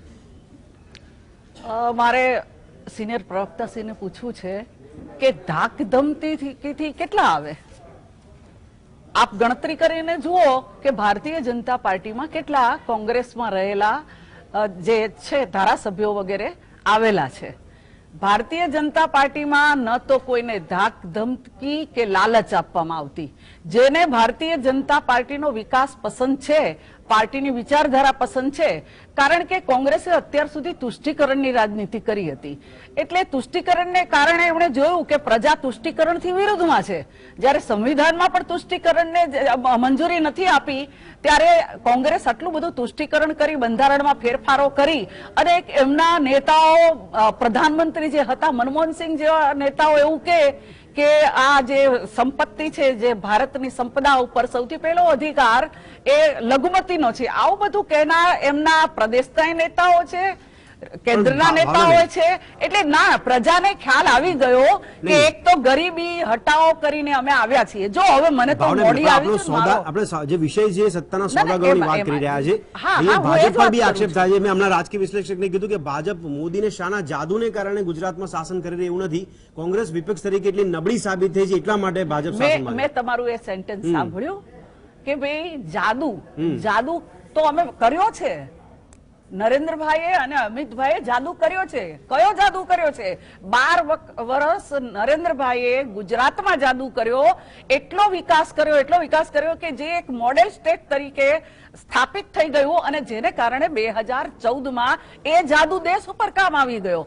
અને આજે દેશની અંદર પણ તમે જુઓ, સૌથી વધારે ભારતીય જનતા જાદુ ભાજપના નેતા કે કાર્યકર્તાઓને પસંદ નથી પડતો હવે 2022માં. ના, એવું તો હવે રિઝલ્ટ આવશે ત્યારે 8મીએ ખબર પડશે. અત્યારે જે ચૂંટણી પહેલા ભાજપનો બી જે માહોલ જોવા મળે છે, એવું નથી કે માત્ર કોંગ્રેસ પાર્ટીમાં જ કકડાટ છે. હવે કકડાટ કે ઉકળાટનો ચરુ જે છે ભારતીય જનતા પાર્ટીમાં પણ પ્રવેશો જોવા મળી રહ્યો છે. જુઓ, અમારે ત્યાં એક પદ્ધતિ છે કે જેને પણ ઉમેદવારી કરવી હોય તે કરી શકે, કોઈ પણ કાર્યકર્તાને, નાના મોટા. ઉમેદવારી કર્યા પછી જે કઈ ઉમેદવાર નક્કી થતા હોય છે, ત્યારે બધા શાંત, જેને ટિકિટ મળી હોય એને જીતાડવામાં લાગી જાય છે. અને એટલા માટે આપણે જુઓ છો કે કોંગ્રેસની જેમ અમારા એક કાચ ભારતીય જનતા પાર્ટીના જીતાડવાની જગ્યાએ વિરોધ કરતા નેતાઓ અને કાર્યકર્તાઓ જોવા મળી રહ્યા છે. આ રિવર્સ સાયકલ કેમ ચાલી રહી છે ભારતીય જનતા પાર્ટી? ના, એવા કોઈ વિરોધ કરતા આપ કમલમ સુધી પહોંચી જાય છે નેતા, કમલમ તો કાર્યાલયનું હોય તો રજૂઆત તો કમલમ જ કરે ને. ક્યાં કરે? વિરોધ કરવા માટે કે ટિકિટ ના મળી હોય એટલે વિરોધ નહીં, એમની રજૂઆત. તમે જે પહેલા શબ્દ બોલ્યા ને સાચો બોલ્યા કે રજૂઆત કરવા માટે, તો રજૂઆત કરવા માટે આવે છે. ચોક્કસ એમના મનમાં કોઈ વિચાર હોય કે કોઈ લાગણી હોય, અથવા તો એ કંઈક જુદું વિચારતા હોય, તો એ પાર્ટીના નેતાને, સંગઠનના નેતાને કહેતા હોય છે. ભાવનાબેન, તો ક્યાંક તો કાચું કપાયું છે કે ભારતીય જનતા પાર્ટીમાં આટલી બધી સેન્સની પ્રક્રિયા જોરશોરથી કરવામાં આવે, પાર્લામેન્ટરી બોર્ડની બેઠક ગુજરાત લેવલ પર મળે, રાષ્ટ્રીય લેવલ પર મળે, છતાં પણ ટિકિટની વહેંચણીમાં ક્યાંક કાચું કપાયું છે કે આટલો બધો વિરોધ જોવા મળતો હોય? ના, અમારી પ્રક્રિયા જે છે, હું તો આપ તો જાણો છો કોઈ નવી વ્યક્તિ નથી ભારતીય જનતા પાર્ટીમાં. અમારે ત્યાં જે પ્રક્રિયા છે એ જ પ્રક્રિયા થઈ છે. હું પણ નિરીક્ષક તરીકે કેટલીક જગ્યાએ ગઈ, એ જ રીતે બીજા કાર્યકર્તાઓને પણ નિરીક્ષક તરીકે મોકલાય, ત્યાંથી ત્યાંના કાર્યકર્તાઓની વાત લઈ અને અમે પાર્લામેન્ટરીમાં આપીએ છીએ અને પછી પાર્લામેન્ટરીની અંદર રહેલા સંગઠનના અમારા નેતાઓ નક્કી કરતા હોય છે ને પછી દિલ્હી એ લિસ્ટ જાય છે, ન કેવળ ગુજરાત, બધા સ્ટેટની અંદર અમારી પદ્ધતિ તો પછી એ વર્ષોથી હાઈકમાન્ડ જનસંઘથી આ ચાલી અમલવારી આવે છે. કેમ નહીં થતી? એવા કાર્યકર્તાઓની તમે સેન્સ નથી લીધી કે જે લોકો વિરોધ કરવા માટે નીકળી પડ્યા છે? બધાની સેન્સ લીધી હોય, પરંતુ ચૂંટણી જીતવા માટે લડાતી હોય છે. એટલે જે સમીકરણમાં જે વ્યક્તિ બેસી શકે એને ત્યાં આગળ ટિકિટ આપવામાં આવતી હોય છે. આમાં કોઈ આપી ટિકિટ એને જ ફરી આપી, કારણ કે પરિવર્તનો ઘણા થતા હોય છે, સમીકરણો ઘણા બદલાતા હોય છે અને કોઈ પણ પોલિટિકલ પાર્ટી જીતવા માટે નીકળી છે એટલે ચોક્કસ ફેરફાર એક પરિવર્તન પાર્ટી થાય માટે જ. એવું કહેવાય છે કે પૈસાના જોરે ટિકિટ આપવામાં આવે, નબળા ઉમેદવારને પૈસાના જોરે ટિકિટ મળી ગઈ છે. એક પાર્ટી માટે એવું કહેવાય છે કે પાર્ટીમાં સૌથી મોટું લોબી ચાલી રહી છે, લોબીના જે સમર્થકો હોય એમને ટિકિટ મળી જાય. અને સૌથી તાજો દાખલો ગાંધીનગર દક્ષિણ જોવા મળી રહ્યો છે કે એક લોબીના સમર્થકને ટિકિટ મળી જાય, બીજી લોબીના સમર્થકને ટિકિટ ના આપવામાં આવે. આ પ્રકારના સમીકરણ ભારતીય જનતા પાર્ટીમાં જોવા મળે છે. કેમ? ના, જો પૈસાનું જોરની તો વાત જ ના કરશો, કારણ કે અમારે ત્યાં એ પરિસ્થિતિનું નિર્માણ નથી થયું જેવી અન્ય પાર્ટીઓમાં છે. બરાબર, પરંતુ એટલું ખરું કે તમે જેમ કીધું ગાંધીનગરનો દાખલો આપ્યો, તો સમાજના જે સંગઠન છે, સમાજ છે, એના કેટલા વોટર્સ છે, આ બધું ચેક કરવામાં આવે છે અને ત્યાર પછી એ વ્યક્તિ જો અહીંની બદલે ત્યાં સેટ થતી હોય તો એને ચોક્કસ એની સીટ બદલવામાં આવે છે અને એ જ રીતે સીટ બદલાય છે. પણ પ્રશાંતભાઈ, મેં હમણાં વાત કરી, ઇનડાયરેક્ટલી વાત કરી હતી કે લોબિંગની વાત કરી હતી. અહીંયા ગાંધીનગરની જે બેઠકની વાત નીકળી છે એમાં અમિત શાહના સમર્થકો તો એમને ટિકિટ મળવી જોઈએ, કાં તો અમિત શાહ કે એક વ્યક્તિને ટિકિટ મળવી જોઈએ તો મળવી જોઈએ. બીજી કોઈ લોબી જો કદાચ વાત કરે તો એ રજૂઆત સાંભળવામાં ના આવે. આ દ્રશ્યો પણ ઉપસીને આવ્યા છે. જો આ વખતે ભાજપમાં બી એટલો જ ઉકળતો ચરુ ટિકિટને લઈને હતો છે અને કમલમમાં આપણે પહેલી વાર નહીં, આપણે પ્રિન્ટ મીડિયામાં વાંચ્યું કે પહેલી વાર આવા દ્રશ્યો કમલમમાં જોવા મળ્યા, ક્યાંક નાના મોટા કાચ ફૂટ્યા કે વિરોધ થયો કે ત્યાં કોંગ્રેસના નારા લાગ્યા, કોંગ્રેસમાં કાચ ફૂટ્યા, કોંગ્રેસમાં તમારામાં કોંગ્રેસના નારા લાગ્યા. એમ આવું વાતાવરણ આપણે પહેલી વાર જોયું છે. ત્યાં કોંગ્રેસ જિંદાબાદના નારા લાગ્યા, કોંગ્રેસ પાર્ટી એવું કંઈક હતું, કઈ વિજાપુર ત્યાંના કમલમમાં કંઈક, હવે લોકેશન ભૂલી ગયો છું. હવે આમાં કેવું છે, બહુ સ્પષ્ટ વાત એવી બી છે કે ત્યાંય ગ્રુપિઝમ તો છે જ, ગ્રુપિઝમ બધે હોય. અહીંયા અમિતભાઈ અને આનંદીબેન નું એક ગ્રુપ ચાલતું હતું. હવે આનંદીબેન ક્યાંક ધીરે ધીરે હળવા થતા ગયા છે, એ ઉંમરને લઈને અથવા પોતાની નિષ્ક્રિયતાને લઈને. પેલા આપણે એમના દીકરી વિશે વાતો સાંભળતા કે ટિકિટ મળે ના મળે. ગાંધીનગર દક્ષિણને લઈને હું વાત કરી રહ્યો છું કે કદાચ આનંદીબેને દક્ષિણ માટે પ્રેશર કર્યું અનારની ટિકિટ માટે અને અમિતભાઈને ગમે તેમ કરીને એમના જ ગ્રુપને એક્ટિવ રાખો એટલે અલ્પેશભાઈને અહીંથી અહીંયા. પણ અમિતભાઈની એક મજબૂરી ચોક્કસ હતી કે હાર્દિકને અને અલ્પેશ ઠાકોરને ગમે ત્યાંથી લડાવવા, ગમે એમ કરીને લડાવવા, એટલે ગમે એવો વિરોધ થાય તોય લડાવવા. અને આજે આપણે જોઈ લીધું કે નહીતર અલ્પેશ ઠાકોર જે તે સમય જે બોલ્યા અહીંયા આયા પછી હાર્યા બી ખરા એકવાર, તો હારેલા ઉમેદવારને પણ એમને ગાંધીનગર એટલે લોકેશન ચેન્જ કરીને લડાઈ આપ્યા છે. તો આ જૂથવાદ તો ક્યાંક ને ક્યાંક રહેવાનો જ છે. મેં શું કીધું કે પાર્ટીઓની મજબૂરીઓ હોય અને આ બધું વાતાવરણ એ પોલિટિકલ સર્કલ પૂરતું લિમિટેડ આપણને દર વખત દેખાતું હોય છે અને જૂથબંધીના હિસાબે જ ટિકિટ વિસ્તાર. જી ભદ્રેશજી, ઠીક છે પ્રશાંતભાઈ, તો જૂથવાદની વાત આપે કરી. જૂથવાદ હોય કે આંતરિક વિખવાદ હોય, હવે એક પાર્ટીમાંથી બીજી પાર્ટીમાં પરિબળો અસર કરતા જોવા મળી રહ્યા છે. સ્વીકારવું ન સ્વીકારવું અલગ વાત છે, કારણ કે પાર્ટીનો પોતાનો પણ વિષય છે. ટિકિટો કયા સમીકરણના આધારે અપાતી હોય છે. જો આટલી બધી લાંબી પ્રક્રિયા થતી હોય, સેન્સ પ્રક્રિયાથી લઈને પાર્લામેન્ટરી મળતી હોય, તો દરેક પાર્ટીમાં જ્યારે સેન્સ લેવાની વાત કરવામાં આવે, સેન્સ પ્રક્રિયા ખરેખર કેટલી વાસ્તવિક છે. જો સેન્સ પ્રક્રિયા વાસ્તવિક રીતે કરવામાં આવી છે તો પછી આ પ્રકારનો ઉકળતો ચરુ શા માટે જોવા મળી રહ્યો છે? પણ ચર્ચા આપણે કરી રહ્યા છે જે સત્તાના સોદાગરોની વાત કરી રહ્યા છે કે અહીંયા ટિકિટના ભાવ બોલાતા હોય તેવા આક્ષેપો સાથે પણ વિરોધ પ્રદર્શન થઈ રહ્યા છે અને જોવું રહ્યું કે હજી આગામી દિવસોમાં પણ કયા પ્રકારના સમીકરણો ગોઠવાય છે. પણ દર્શક મિત્રો, લક્ષવેધ ચર્ચામાં અત્યારે સમય થયો છે એક નાનકડા વિરામનો. મળીએ છીએ એક નાનકડા વિરામ બાદ. વિરામ બાદ આપનું સ્વાગત છે. આપ જોઈ રહ્યા છો લક્ષવેધ કાર્યક્રમ. લક્ષવેધમાં ચર્ચા કરી રહ્યા છે સત્તાના સોદાગરોના જે સમીકરણો ગોઠવાઈ રહ્યા છે તેની પર ચર્ચા કરી રહ્યા છે અને વિશ્લેષણ પણ કરી રહ્યા છે. પ્રશાંતભાઈ, આપને હું ફરી પૂછવા માંગુ છું કે જે સમીકરણો ગોઠવવામાં આવી રહ્યા છે એમાં પાર્ટીના પરિપ્રેક્ષમાં ભલે પાર્ટીનો વિષય હોઈ શકે કે એમને ટિકિટ કોને આપી ના આપી, પણ અહીંયા જે આક્ષેપબાજી થઈ રહી છે એમાં કેટલું આપને તથ્ય લાગે છે કે પૈસાના જોરે ટિકિટ વહેંચણી કરવામાં આવે એમાં ભલે પાર્ટીને નુકસાન થતું હોય. બીજી બાબત એ પણ જોવા મળે છે કે જે પાર્ટીને વફાદાર નેતાઓ હતા એ પણ લાંબા સમયથી કોઈ પાર્ટી સત્તામાં ના હોતી હોય તો સ્વાભાવિકપણે એ નેતાઓ પણ પાર્ટી છોડીને જતા રહે. એટલે સત્તામાં ના આવે ને એનું ફ્રસ્ટ્રેશન હોય તો પાર્ટી છોડીને જાય અને એ આપણે ચીલો અત્યારે જોતા આવ્યા હા, છે. બિલકુલ. પણ આ તો લડ્યા હોય, ધારાસભ્ય થયા હોય, એટલે ધારાસભ્ય થયા એક આમ જોવા જતો એક વિધાનસભ્ય તરીકેની સત્તા તો છે જ એમની, એમને શું કામ છોડવું પડે છે? પહેલો પ્રશ્ન. હવે બીજું, સત્તામાં ના હોય તો સત્તામાં લાવવાનો પ્રયત્ન તો કાર્યકર જ કરશે ને, બધાને સત્તામાં બેહાડશે. તો પછી 1980 થી ભાજપના કાર્યકરો વધ્યા જ ના હોત ને ટક્યા બી ના હોત ને, કારણ કે ભાજપનો 95 પહેલી વાર સત્તા મળી 15-20 વર્ષે જ એમણે આટલી મહેનત કર્યા પછી અને લોકસભામાં તો કેટલા વર્ષો પછી એટલે બહુમતીથી પહેલી વાર અત્યારે આયા. એટલે એ તો રાજકીય વ્યક્તિએ પોતાની રીતે નક્કી કરવાનું હોય છે કે હું વિચારધારાથી જોડાઉં છું, સત્તાની દિશામાં જવા માટે જોડાઉં છું, એક જાહેર જીવનમાં આવું છું એટલે જોડાઉં છું, એની ઉપર હોય છે. પણ હા, કોંગ્રેસમાં એટલે જ કહેવું પડે છે, આ જે કોઈ નારાજગી હોય છે ને કાર્યકરોની, એ જ કે ભાઈ આટલા ખરાબ સમયમાં અમે પક્ષની સાથે ઉભા રહ્યા છે, તેમ છતાં પક્ષે અમને ટિકિટ નથી આપી. અને પછી એમની નારાજગી આવતી હોય છે બહાર. અચ્છા, એ ટિકિટ નહીં આપવા પાછળના 2-3 કારણ એવા હોય કે જો એ લોકો આર્થિક સક્ષમ ના હોય, કોંગ્રેસની આપણે વાત કરીએ, કારણ કે કોંગ્રેસમાં પાર્ટી ફંડ એટલું નથી હોતું અને પાર્ટી પાસે એટલો પૈસા નથી, તો એ લોકો ઉમેદવાર પણ છોડતા હોય. ભાજપમાં કેવું છે, ભાજપ આખું લડે અને ભાજપને ફંડની એટલે આપણે કઈ સમજી શકીએ છીએ કે ફંડ પુષ્કળ છે, ઉમેદવાર સક્ષમ હોય કે ના હોય આર્થિક રીતે. પણ કોંગ્રેસનો પહેલો પ્રશ્ન આ પૂછવો પડે છે કે તમે ચૂંટણી લડશો, ખર્ચો કરી શકશો ને? કારણ કે એક વિધાનસભા લડવાનો ખર્ચો ઓછામાં ઓછો 3 થી 5 કરોડ પણ આજે આક્ષેપના ભાગરૂપે એક વસ્તુ સ્વાભાવિક પણ લોકોના મનમાં ઉદ્ભવતી હોય જ કે પાર્ટીને ફંડની જરૂર છે, એટલે અમુક બેઠક ઉપર એવું વહીવટ કરેલો જ હોય એમણે કે પાર્ટી પણ ભેગું થાય. ફંડ જોઈતું તો જાહેરમાં કહી દે ને, પાર્ટી બધાને ભેગા કરીને આપણે આ ચૂંટણી લડવાની છે અને 182 લડવા માટે આટલા કરોડની જરૂર હોય છે. પસંદગી માટે સમર્થકોની પણ રાય, જે સેન્સી પ્રક્રિયાની વાતો કરવામાં આવતી હોય છે, આ બધી ફોર્માલિટી સાથે જ કરવાનું હોય ને. ભદ્રેશભાઈ, એ જ કહું છું, પાર્ટી ફંડ માટેના ઉઘરાણી કરવી અલગ વસ્તુ છે અને ટિકિટ આપવા માટેની ઉઘરાણી અલગ વસ્તુ છે. કારણ કે આ પર્સનલ ખીચામાં જવાના છે. જે કઈ આક્ષેપ થઈ રહ્યા છે, જેમ અત્યારે કામિની બેને આક્ષેપ લગાવ્યો છે, એ કયો ચોખ્ખો આક્ષેપ છે કે કોઈ એક વ્યક્તિએ મારી પાસે ટિકિટના પૈસા માંગ્યા કે પછી પાર્ટી ફંડ માટે? પાર્ટી ફંડ માટે કોણ ના આપે? બધા રાજી હોય પાર્ટી ફંડમાં. હા, ટિકિટ આપો, અમે પાર્ટી ફંડ આપીએ, અલગ વસ્તુ છે. પણ આ તો કોંગ્રેસમાં જે વહીવટ થાય છે ટિકિટનો, આવો થાય છે કે ભાઈ પર્સનલ લેવલ પર તમારે ટિકિટ જોઈએ છે ને, સારું અમારા ઘરે આટલા પોતા કરી દેજો એટલે તમને ટિકિટ મળી જશે. આ વાતાવરણ કોંગ્રેસમાં બન્યું છે, આપણે જોતા આવ્યા છે, એટલા માટે તકલીફ છે. અને એમાં જે નીડર ને સાચા કાર્યકરો જે કદાચ સત્તામાં નહીં હોવા છતાં 27 વર્ષ સુધી ટકી રહ્યા છે અને ફાઇટ આપતા રહ્યા છે કોંગ્રેસી તરીકે, ભાજપની સામે ફાઇટ આપી, ત્યાં વિસ્તારમાં ફાઇટ આપી અને ટકી રહ્યા છે, એ સાચા અર્થનો કાર્યકરને ટિકિટ ના મળે અને રાતોરાત કોઈ સ્કાયલેબ વાળા પૈસા આપીને કે બીજી કોઈ રીતે જયારે આવતા હોય ત્યારે આ એક દ્રશ્ય આવું સર્જાતું હોય છે. બિલકુલ. સંજયભાઈ, આપને પણ પૂછવાનું મન થાય છે કે કોંગ્રેસ પાર્ટી માટે અમે ચર્ચાની ચિંતાની વાત નથી, પણ જે સમીકરણો ગોઠવાઈ રહ્યા છે, જ્યારે હવે ચિત્ર ઉપસીને આવી રહ્યું છે, એટલે આક્ષેપ થઈ રહ્યા છે કે એટલી નબળી કડી તરીકે કોંગ્રેસ સાબિત થઈ છે ગુજરાતમાં કે જેનો ભારતીય જનતા પાર્ટીએ ફાયદો ઉઠાવ્યો છે. જી, જો આ આખો એક પ્રોપેગન્ડા છે. એટલે આપ એ તો નહીં સ્વીકારો કે કોંગ્રેસ નબળી છે. એક બેન બોલ્યા, પણ પ્રોપેગન્ડા નહીં, એક બેન એમ બોલ્યા કે 1 કરોડ રૂપિયા મને મારી પાસે માંગ્યા એટલે મેં ના આપ્યા એટલે મને ટિકિટ ના આપી.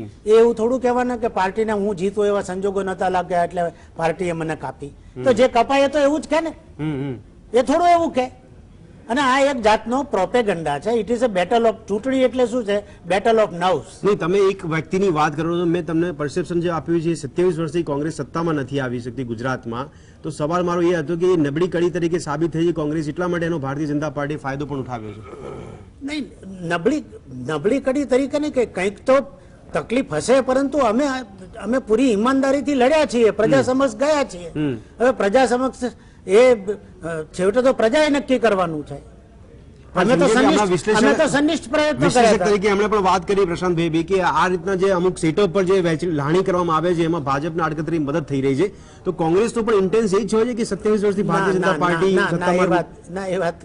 એ પ્રોપેગન્ડા છે, એ વાત ખોટી છે. અચ્છા, એટલે આપ નબળી સાબિત નહીં થવા દો કોંગ્રેસે, પણ પ્રોપેગન્ડા એટલો મજબૂત કરવામાં આવે છે કે કોંગ્રેસ સત્તામાં નહીં. પણ કાઉન્ટર કરીશું ને આ વખતે તો, આ વખતે કાઉન્ટર કરીશું. ગઈ વખતે કહેવું પડ્યું, કહેવું પડ્યું, છેક ઉપલા લેવલેથી કેવું પડ્યું કે ચેતજો, આ વખતે ખાટલા પરિષદો કરે છે, ધીમે ધીમે પૂછે છે. આવું દર વખતે કહેવામાં આવે છે. દર વખતે નથી કીધું. નહીં, 2017 માં ના, દર વખતે નથી કીધું. નહીં, હમણાં એક બાબત પ્રશાંતભાઈ બહુ સારી કીધી કે કોંગ્રેસના માલિક બની ગયા છે, નેતા અને કાર્યકર્તાઓ જોવા નથી મળતા. એ માલિકનો સવાલ નહીં, અમારે ત્યાં કલેક્ટિવ લીડરશીપ છે. હવે કોઈ એમ કે માલિક બની બેઠા છે, લોકશાહી છે, બોલે. સંકલનનો અભાવ કેમ જોવા મળે? તો પછી દિલ્હીના નેતા અને તમારા ગુજરાતના કોંગ્રેસના નેતાઓ ના દિલ્હી સાથે કોઈ સાંઠગાંઠ કેમ? અહેમદભાઈ જીત્યા હતા તો અમે એક થઈને લડ્યા. અહેમદભાઈ પછી શું? એમને પણ એક થઈને લડ્યા ને, અમે એક થઈને લડ્યા. એ તો વારા ફરતી વારો છે. આખું ખજુરાહો માટે પ્લેન ઉપડી ગયું હતું, સરકાર તમારી હતી, હોમ મિનિસ્ટર તમારો હતો, તમને ખબર નથી પડી. પ્રશાંતભાઈ, આમ આદમી પાર્ટીનું પણ પરિબળ અત્યારે મજબૂત થતું જોવા મળી રહ્યું છે, આપ માનો છો કે નહીં? અને બીજું કે ઘણી બધી બેઠકો પર ભાજપ અને કોંગ્રેસ બંને નુકસાન કરાવશે એવો રેશિયો કાઢવામાં આવી રહ્યો છે કે 70% કોંગ્રેસને નુકસાન કરાવશે, 30% ભાજપને નુકસાન કરાવશે. એટલે આમ આદમી પાર્ટીએ જે છેલ્લા 6-8 મહિનામાં એમના દિલ્હી મોડલને લઈને લોકોની વચ્ચે જઈને અને બહુ એક એટલે મને બી આજે શોકિંગ ન્યૂઝ એટલે કારણ કે એ લોકો ઘૂસ્યા છે બહુ એકદમ ગ્રામ્ય સ્તરે. એનું એક નાનકડું ઉદાહરણ આપું એટલે પંજાબથી કે દિલ્હીથી એની MP MLA ની ટીમ આવી ગઈ છે અને છેક ગામડાઓમાં જઈને બેઠકો કરવા માંડી છે. એટલે મારે ઉદાહરણ એટલે આપવું છે, મારું પોતાનું છે એટલા માટે કે મારું ગામ માલવણથી અંદર 20 કિલોમીટર એકદમ રણનો છેડો કહેવાય, ત્યાં આજે સવારે પંજાબનો કોઈ MP નો ફોટો આવ્યો, આપણા ગામમાં આવીને બેઠક કરી રહ્યા છે. એટલે આ જે પેનિટ્રેશન આવ્યું, હવે પેનિટ્રેશન હવે શું થાય? Emotional attachment. નોર્મલી ગામડાઓમાં એવું હોય કે ઉમેદવાર કોંગ્રેસ હોય કે ભાજપનો હોય, કદાચ એવું બની શકે કે દરેક ગામડાઓની મુલાકાત ના કરી શકે. ઘણીવાર એવું થાય કે નાના નાના ગામ હોય ત્યાં સુધી ના જઈ શકે, પણ કોઈ વ્યક્તિ જઈને ઉભો રહી જાય ઉમેદવાર તરીકે એના પાર્ટીમાંથી MP MLA, એટલે ટચ આવે ઇમોશનલ કે ભાઈ અહીંયા આ વ્યક્તિ આવ્યા હતા અને વાત કરે કે જો તમારા ગામમાં રોડ નથી, રસ્તા નથી, અમે આવીશું તો આવું કરશું, પણ હવે MP તરીકે યોગ્ય નથી કે ખાલી કોંગ્રેસને નુકસાન કરાવે. અત્યારે બંને પણ તો બી આ વખતે આમ આદમી પાર્ટી જે કઈ વોટ શેર આવશે, કારણ કે વોટ શેર 100% માંથી જ લાવવાનો, નવો તો એડ થવાનો નથી. અને જેમ કોંગ્રેસનો 38% વોટ શેર સંજયભાઈ વાત કરી કે અકબંધ છે, ભાજપનો 42 થી 44% વોટ શેર અકબંધ છે, તો એ બંનેની વચ્ચે જે બ્રેક પડે એમાંથી આમ આદમી પાર્ટીને મળવાનો છે. તો એ જે વોટ શેર છે એ મેક્સિમમ કોંગ્રેસનો તૂટી રહ્યો છે, ભાજપનો થોડો ઓછો તૂટી રહ્યો છે. પાછું એમાં પાછું નવું ઉદાહરણ છે AIM. લગભગ 10-20 સીટો એવી છે જે મુસ્લિમ પ્રભાવિત છે, ત્યાં એ જઈને મુસ્લિમ વોટનું પોલરાઇઝેશન કરી નાખશે, તો એમાં જીતશે કોણ? એ મુસ્લિમ વોટ જે છે કોંગ્રેસ કમિટેડ છે, એ તૂટવાના કોંગ્રેસના, ફાયદો થવાનો ભાજપને. એટલે અત્યારે આમ આદમી પાર્ટી મહેનત કરે, ક્યાંક નાની મોટી સફળતા પણ મેળવે, પણ સીધી સરકાર બનાવે એવી પરિસ્થિતિમાં નથી જોવા મળતું. ભાવનાબેન, સવાલ આપના માટે બી ફરી એકવાર એ થઈ રહ્યો છે કે નબળી કડી, જેમ કોંગ્રેસે મેં સામે પૂછ્યું કે કોંગ્રેસ પોતે એટલી નબળી કડી સાબિત થઈ રહી છે, પણ આપ ભાજપના પ્રવક્તા તરીકે શું કહેશો કે ખરેખર ગુજરાતમાં કોંગ્રેસ નબળી કડી સાબિત થઈ એટલા માટે ભારતીય જનતા પાર્ટી 27 વર્ષોથી શાસન કરી રહી છે ગુજરાતમાં? કોંગ્રેસની નબળી કડી છે કે શું તકલીફ છે એ તો કોંગ્રેસે વિચારવાનો વિષય છે. અમે કેટલા મજબૂત છે એની વાત કરીએ છીએ કે અમે વિકાસના એટલા બધા કાર્યો કર્યા છે કે જેથી કરીને અમારે હવે કોઈ ચિંતા નથી જીતવા માટેની. 95 થી અમે જીતતા જ આવ્યા છીએ. અત્યારે તમે જુઓ તો નગરપાલિકા, જિલ્લા પંચાયત 31 ભારતીય જનતા પાર્ટીની છે, મહાનગરપાલિકા બધી ભારતીય જનતા પાર્ટીની છે. નગરપાલિકામાં પણ અમારી પાસે 2000 ઉપર 2.5-3 હજાર જેટલી નગરપાલિકાઓ છે, પંચાયતો છે, એટલે તાલુકા પંચાયતો છે. એટલે કહેવાનો મતલબ કે હાલ જે ચૂંટણીઓ થઈ અને પેટા ચૂંટણીઓ થઈ તો કોંગ્રેસ નેતાઓની જરૂર પડી એટલા માટે કોંગ્રેસ નેતાઓના આધાર પર જીત છે આ. ના ભાઈ, હું તમને આપણી પૂરી વાત કરું. અમારી 8+1 એટલે કુલ 9 પેટા ચૂંટણીઓમાં ભારતીય જનતા પાર્ટી કે જે કોંગ્રેસની સીટ હતી એના ઉપરથી ભાજપ જીત્યું છે. એ કોંગ્રેસના નેતાઓની જરૂર પડે એ ભારતીય જનતા પાર્ટી એટલા માટે આ દબદબો જોવા મળે છે ભાજપનો. કોંગ્રેસના નેતાઓની જરૂર પડે છે ભાજપને એટલા માટે સત્તામાં. જો ભાઈ, ભારતીય જનતા પાર્ટી સંકોચાઈને રહેવા વાળી પાર્ટી નથી. અમે વિચારધારા ઉપર ચાલનારા લોકો છીએ. કદાચ કોઈને અમારે ત્યાં આવવું હોય તો દરવાજા ખુલ્લા છે, પણ અમારે ત્યાં આવ્યા પછી અમારા જે કાયદાઓ, સંગઠનનું જે સંવિધાન છે એ પ્રમાણે એમને ચાલવું પડે. એટલે એ વિચારીને જ આવતા હોય છે. એટલા જલ્દી આ પારખી જાવ એટલા જલ્દી કે 24 કલાકમાં પાર્ટીમાં આવે, ટિકિટ પણ મળી જાય, મંત્રી પદ પણ મળી જાય, એટલે જલ્દી પારખી જાય છે ભારતીય જનતા પાર્ટી? એવું તો કદાચ બહાર હોય, એમની સાથે સંકલનો ચાલતા હોય, એમને કહેતા હોઈએ કે તમારે આવવું હોય તો તમારે આ રીતે કરવું પડશે. હવે એની અંદર આવનારાને રોકાય નહીં, આજે આવે કે કાલે આવે કે અત્યારે આવે, એની ઉપયોગિતા કેટલી છે એ પાર્ટી જીતવા માટે જોતી હોય છે. એટલે ભાજપના કાર્યકર્તાઓમાં એવી ઉપયોગિતા હોતી નથી જે કોંગ્રેસના કાર્યકર્તાઓમાં છે. એ તમારું વિધાન બિલકુલ ખોટું છે. ટિકિટ મળી છે ને અમે બધા કોંગ્રેસના થોડી ટિકિટ મળી છે. વાત કરો તો એ બધાની વાત મેં ક્યાં કરી? મેં તો તમને આંકડા પણ નથી આપ્યો ને. બ્રિજેશ મેજાન છોડી દો, પણ મોટા ભાગના કોંગ્રેસના નેતાઓ સચવાયા છે. બિલકુલ સાંભળો, બિલકુલ અમારે ત્યાં કાર્યકર્તાઓને ટિકિટ મળે છે. એકવાર આશ્ચર્ય થાય ભાવનાબેન કે જે વસ્તુ ભારતીય જનતા પાર્ટીનો કાર્યકર્તા નહીં કરી શકે કોંગ્રેસનો કાર્યકર્તા કરી શકે ને, એટલે એ પછી કોંગ્રેસ હવે આશ્ચર્ય થાય છે ભારતીય જનતા પાર્ટીનો ગણાય. કોંગ્રેસ ભાજપના કાર્યકર ના કરી શકે, કોંગ્રેસના કાર્યકરો કરી શકે છે. હું તમને કહું છું કે અમારામાં આવી ગયા પછી એ કોંગ્રેસના રહેતા જ નથી. અચ્છા, ઓકે. એ કેસ ધારણ કરે છે. બીજું, અમારા કાર્યકર્તા ખૂબ જ અનુભવી અને ખૂબ જ ડિસિપ્લિન વાળા કાર્યકર્તા છે. તમે જુઓ બધાને ટિકિટ મળી છે અને એ પ્રમાણે જો સમાજની રીતે બધાને ટિકિટ મળી છે, મહિલાઓને કોંગ્રેસે તો મને લાગે છે કે મારે ગણતા વાર લાગે એવું છે, એટલી શોધવું પડે ઠીક છે, છે. એટલી ટિકિટ મહિલાઓને આપી છે, જ્યારે અમે બધા જ સમાજના ભાવનાબેન લોકોને સ્વીકાર્યું ટિકિટ રહ્યું કે આપી છે. ભારતીય જનતા પાર્ટીમાં પહેલી વખત એવા દ્રશ્યો પણ સામે આવી રહ્યા છે કે ત્યાં રજૂઆતની પણ વિરોધ કરવા માટે પહોંચી રહ્યા છે, સમર્થકો સાથે પહોંચી રહ્યા છે, ટિકિટ નથી મળતી એટલા માટે નેતાઓની નારાજગી પણ ઉપસીને બહાર આવી રહી છે. એટલા મારો પહેલો બી સવાલ એ આપનો હતો કે ક્યાંક કાચું કપાઈ ગયું છે ના, પાર્લામેન્ટરી બોર્ડની બિલકુલ કાચું બેઠકો કપાયું નથી. અમારે તો ત્યાં નારાજગી એક નેતાઓ શું માટે કરે? નથી, શિસ્તનું કોઈ- પાલન કરતા હોય તો નેતાઓ નારાજગી જ ના જો ઊભી કરે ને. કાર્યકર્તાને સાંભળવા એ એ તો કોંગ્રેસમાં બી વર્ષોથી સંભળાય છે, ત્યાં પણ ના, લોકશાહીની વાતો થાય છે, ત્યાં તમે તો કહો છો અમારે તમારે- ત્યાં નિયમ સચવાય છે. ભાઈ ત્યાં તો ભાંગફોડ થાય છે, મારામારી થાય છે, એવા દ્રશ્યો ભારતીય જનતા પાર્ટીમાં થતા નથી. પણ વાસુદેવભાઈ ત્યાં ઠીક છે, ધોતિયા સંજયભાઈ ક્યાં સંજય એક મિનિટ. વાસુદેવભાઈ કેટલું આપણે શું લાગે છે કે રાહ જોવાની રહી હવે એ દિવસો પણ ભારતીય જનતા પાર્ટીમાં જોવા મળે તો નવાઈ નહીં, ભલે શિસ્તની વાત કરવામાં આવે, આદેશની અમલવારીની વાત કરવામાં આવે, પણ હવે ગ્રાઉન્ડ લેવલ પર એ આદેશના અમલવારીમાં ક્યાંક હવે ચૂક રહી જાય છે. ને એટલે હવે એટલો ફેરફાર થયો છે કે ડરનું જે માહોલ હતું જી એ ડરનું માહોલ કાર્યકર્તાઓમાં ગયું છે એટલે પ્રજામાંથી પણ જશે ઓકે કે ડર ગુજરાતમાં જે ડર ફેલાયો હતો એ નીકળ્યો છે. રહી વાત જે આપણી જે સંપૂર્ણ ચર્ચા છે કે કોંગ્રેસમાં શું ફેરફાર છે, જે 7 નેતાઓની જે પાર્ટી હતી એ વખતે આ વખતે એકાદ નેતાએ જ એ પોતાનો સિલસિલો ચાલુ રાખ્યો છે, 6 જણાએ બંધ કર્યો એવું દેખાય છે બિલકુલ. કે પોતાને અને ગઈ ચૂંટણીમાં કોટા સિસ્ટમ હતી, ગઈ ચૂંટણીમાં આ જે વિદ્યાર્થી પાટીદારોના જે નેતાઓ હતા એમને ટિકિટો આપી હતી, એમને કરોડ 2-5 કરોડમાં વેચી છે, કોંગ્રેસે નથી વેચી એ વખતે આ ટિકિટો. બાકી એ તો છે એટલે કુલ મળીને કોંગ્રેસ જે કોટા સિસ્ટમમાં હતી એમાંથી આ વખતે બહાર નીકળી ગઈ છે. એટલે એના લીધે કોંગ્રેસમાં ઉમેદવારો પ્રમાણમાં આપણે દર વખતે કહેતા કે ચૂંટણી જાહેર થાય ને એટલે કોંગ્રેસની સરકાર બને છે, 2માં 7 એટલે 7માં 12માં બધામાં આ વાતાવરણ હોય છે. ઉમેદવાર જાહેર થયા પછી લોકો કહેવા માંડે કે હવે સરકાર નહીં બને. આ વખતે તમે જો આ વખતે એવું નથી, એનો અર્થ એવો થાય છે અને બીજા ઘણા કારણો મને ખબર છે, અત્યારે અહીંયા કહેવાનો કોઈ અર્થ નથી, પણ એવું નેતૃત્વ ગુજરાતમાં હતું કોંગ્રેસમાં જેને કારણે દર વખતે સરકારોમાં ગડબડ થતી હતી. એટલે આ આખી કોંગ્રેસે આ વખતે એની જે સ્ટ્રેટેજી બદલી છે, સ્ટ્રેટેજી આ વખતે સરકાર બનાવવા તરફ છે, કોટા સિસ્ટમ દેખાતી નથી. એક કાર્યકર્તાને બાદ કરતા એમના 7 નેતાઓમાંથી બાકીનાનું કઈ બહુ વજૂદ રહ્યું પણ નથી. વાસુદેવભાઈ આટલા બધા પરિબળોના આધાર પર તો એક નિષ્કર્ષ જરૂર નીકળે કે કોંગ્રેસ સત્તા તરફ નહીં પણ વિપક્ષ તરફ આગળ વધતી જોવા મળી રહ્યું છે. પછી ટિકિટ લાણી હોય, વહેંચણી હોય, આક્ષેપો હોય કે જૂથવાદ હોય. પ્રશાંતભાઈએ હમણાં જે કીધું કે બીજેપી નો કરતા કોંગ્રેસનો વોટ વધારે જઈ રહ્યો છે આપમાં, હું આ વાત સાથે સહમત જ નથી.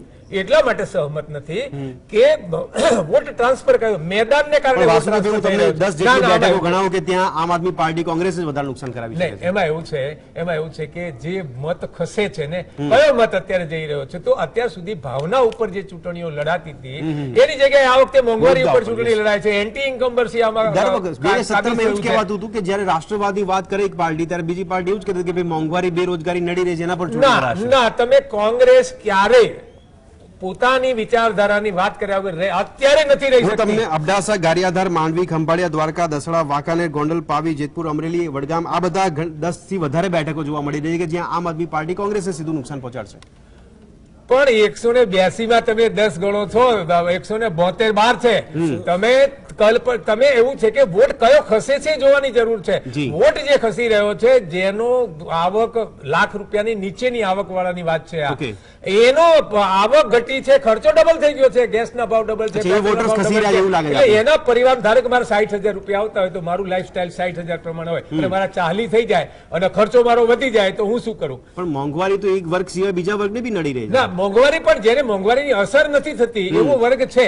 હું જે વાત કરી રહ્યો છું કે જે વોટ સ્વિંગ થવાનો છે, જે વોટ ઓકે, ઓકે. બદલાવાનો છે, એવો જ વોટ બદલાવાનો છે કે જેને ખરા અર્થમાં આજે ભાવ વધારો જે થયો, મોંઘવારી જે વધી, એ એને નડી રહી છે ને માટે કે એની લિમિટેડ આવક હતી, એ પ્રમાણે એનો પરિવાર સેટ થયેલો હતો, એમાં એને જે પૈસા ખૂટે છે એ એને કઠે છે. બરાબર. અને એવા લોકો અત્યારે બજારમાં બોલી રહ્યા છે કે મોંઘવારીનું શું, કારણ કે ગેસના ભાવ ડબલ છે, ઇલેક્ટ્રિસિટીના બિલ ડબલ છે, પછી ઘરે જે ગેસ પીએનજી આવે છે એના ભાવ ડબલ છે, તેલનો ડબલ છે. એટલે કુલ મળીને મોંઘવારી જે રીતે જે પરિવારોને નડી રહી છે એમાંથી એક વોટ નહીં, આ બધા મુદ્દાઓ એક વિશ્લેષક તરીકે આ ઘણા આશાસ્પદ છે, પણ જોવું રહ્યું કે મતદારો પણ આ મુદ્દાઓ પર કેટલો પ્રભાવ પાડી શકે છે.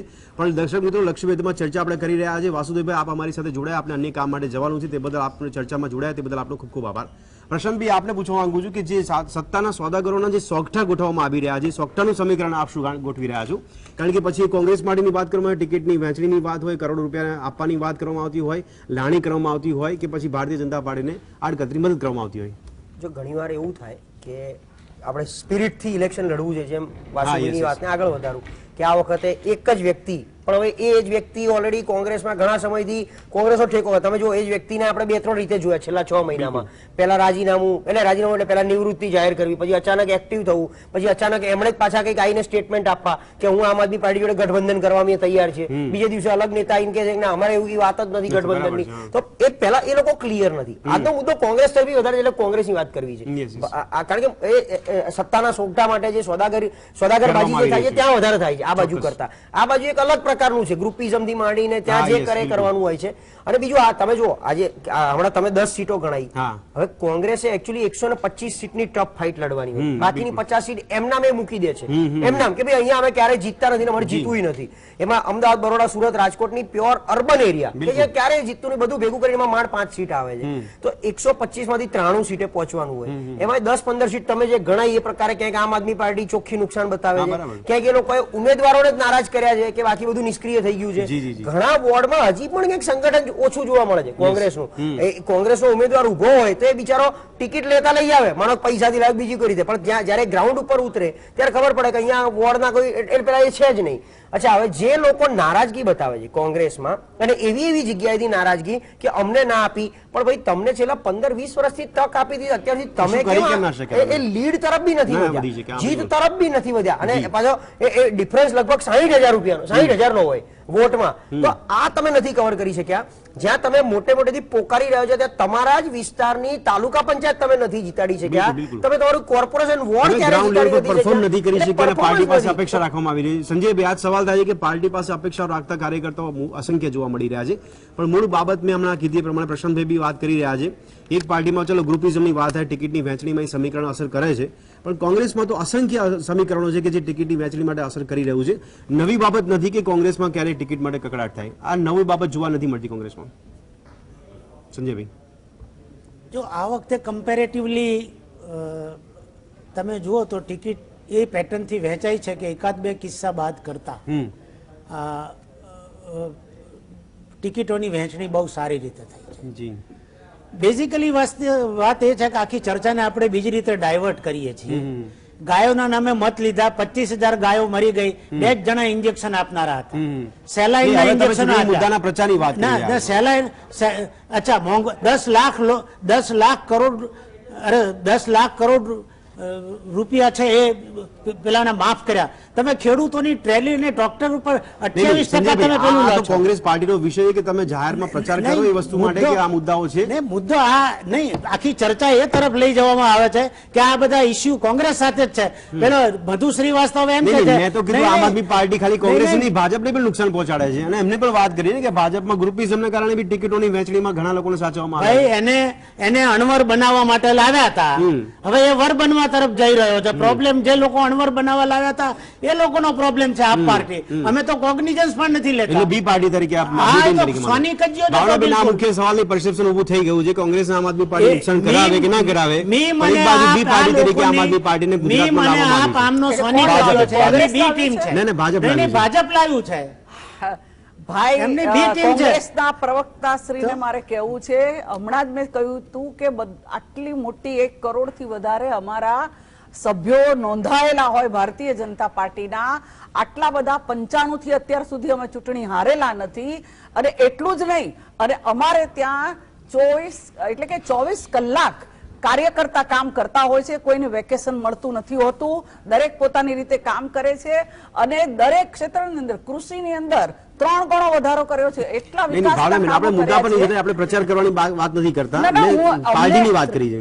ચલો કહી દઈએ, અમને એટલા માટે લોકો પર વિશ્વાસ છે કે અમે લોકોને નહીં, ત્યાં સુધી સુખ કહેવાય કે આમ સુવિધા આદમી આપી પાર્ટી છે. જો ટિકિટો આપે ને એમાં ભાજપના પણ ઈશારા નજરે પડતા હોય છે. આમ આદમી પાર્ટી સાથે અમારે કોઈ જ લેવા દેવા નથી. અમારી લડાઈ કોંગ્રેસ સાથે છે. અચ્છા. કોઈ દિવસ ગુજરાતની અંદર ભારતીય જનતા પાર્ટી અને કોંગ્રેસ સિવાય ત્રીજી પાર્ટી ક્યારે લડે છે તો એનું અસ્તિત્વ ખલાસ થઈ જાય છે. Okay. હું એમ કહું છું કે ગુજરાતમાં આજે આમ આદમી પાર્ટી લડવા આવી છે, હવે ક્યાંય બીજે નહીં લડી શકે, એટલી માર ખાઈને અહીંથી પ્રજા પાસેથી જશે. એટલે કહેવાનો મતલબ કે અમારે જે ચર્ચા છે એ કોંગ્રેસ સાથે છે, બાકી કોઈની સાથે ઓકે, છે. જંગ કોંગ્રેસ સાથે જ આપ એવું કહી રહ્યા. પ્રશાંત ભાઈ, સમીકરણ આટલા ચર્ચા બાદ નિષ્કર્ષના ભાગરૂપે જેમ કોંગ્રેસ પાર્ટી માટે ભલે વારંવાર કહેવાતું હોય ભાજપમાં પણ નુકસાનની વાત કરવામાં આવી રહી છે, પણ આમ આદમી પાર્ટી તો સામેથી એવું કહી રહી છે કે ભાજપ અને કોંગ્રેસની આ મિલીભગત છે, એટલા માટે ગુજરાતમાં અત્યારે એક પાર્ટી શાસન કરી રહી છે. એટલે ત્યાં બી પાછી એક ગડબડ એવી છે કે હા. એમણે પહેલા દિવસથી આઈન પોઝિશનિંગ એવું કર્યું છે કે કોંગ્રેસે વિપક્ષ તરીકે કશું કામ કર્યું નથી. નથી, એટલે એને પોતાના વિપક્ષમાં બેસવું છે એવી ઈચ્છા વ્યક્ત કરી રહ્યા છે. એટલે બધા ભેગા થઈને મૂળ સરકાર ભાજપની બનાવડાવી આ લોકોને, એટલે એ કેચ છે.